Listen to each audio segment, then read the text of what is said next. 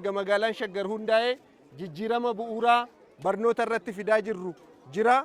Keessattuu manneen barnoota bu'uura boruu waggoottan lamaan darban kana keessatti mana barumsa 120 ol ijaaruudhaan hojii baruu barsiisuu jalqabsiisuu dandeenyeerra.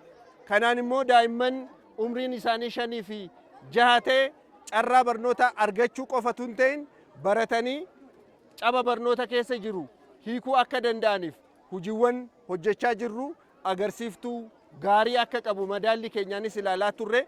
Qophiin kiyyaa akka barataa tokkotti daree seenee waan barsiisaan naan jiru dhageeffadhee barsiisaa cinattis daree barnoota barsiisaa waan hin baradhu sanachi laabraarii seenee qoodhee if jijjiiree biyya kiyya jijjiiruun barbaada.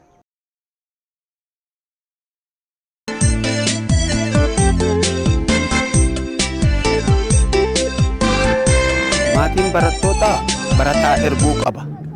Barataan ammoo barachuu qaba. Nullee akka maatii barattootaatitti illee ijoollee lama as keessaa qaba. Isaan ammoo barnoota akka takataatalanii biyya kanaaf bu'aa buusan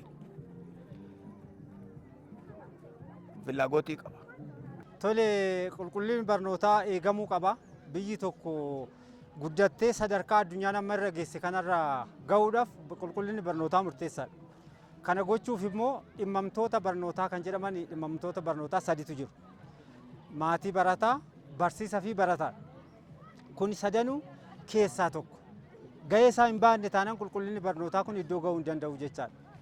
Barsiisaan barnoota isaa itti qophaa'ee karoora baafatee wayitii isaa eegee yeroodhaan daree galee hojii barataa hordofaa barsiisuu qaba. Barataan immoo yeroo eegee mana barumsaa galee hojii manaa barsiisaan kennuuf waan hojjetamuu qabu hunda hojjetee gahee isarraa eegamu bahuu qaba. Maatiinis akkasumatti barataa isaatiif dhiyeessii barbaachisu kanneen akka dabtaraa, uffata seeraa barataa fi barataan sun rakkoon tokko tokko irra akka hin geenye barataa san to'atee bakka barbaachisuun gahaati.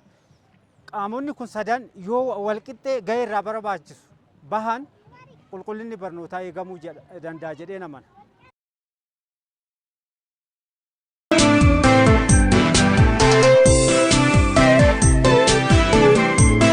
Barsiisaan sentarii tokkorraa sentarii hundatti akka inni barsiisuu danda'uuf barsiisaan cimaan tokko mana barumsa hunda akka inni barsiisuu danda'uuf ismaartii boordiitiin karaa teeknooloojiitiin akka fayyadamuu danda'amu biiroon barnootaa hojii baay'ee hojjechaa jira jechuun danda'ama.